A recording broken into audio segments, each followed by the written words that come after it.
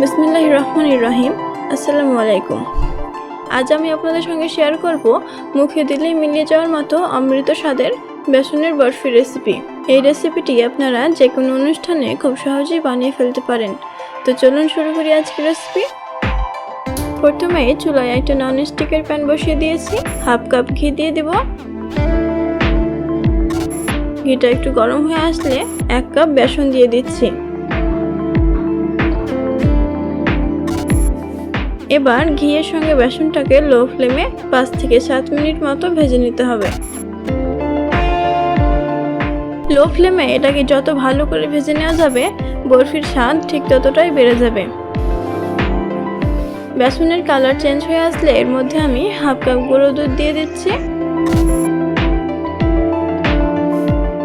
গুঁড়ো দুধটাকে বেসনের মধ্যে খুব ভালো করে মিশিয়ে নিচ্ছি। এবার এটাকে নামিয়ে ঠান্ডা হওয়ার জন্য রেখে দিব।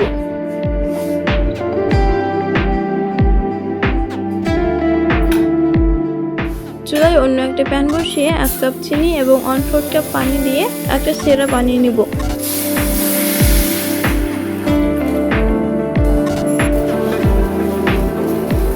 এক চিমটি এলাচ গুঁড়ো দিয়ে দেবো, যেন বরফির মধ্যে থেকে খুব সুন্দর একটা ফ্লেভার আসে।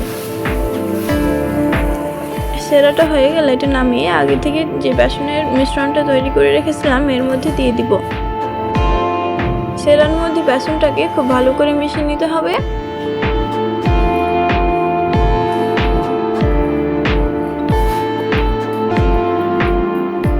এটা মেশানো হয়ে গেলে অন্যদিকে একটা মোল্ডের মধ্যে অল্প একটু তেল ব্রাশ করে নিয়েছি।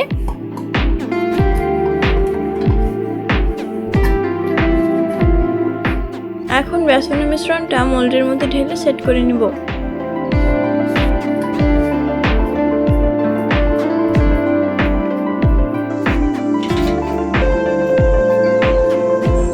অপর থেকে আমি কিছু কাঠবাদাম এবং পেস্তা বাদাম কুচি করে রেখেছিলাম, সেগুলো ছড়িয়ে দেব।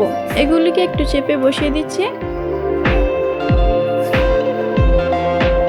এখন এটাকে 1 ঘন্টার জন্য রেখে দেব সেট হওয়ার জন্য। 1 ঘন্টা পরে এটাকে আমি ডিমোল্ড করে নিচ্ছি।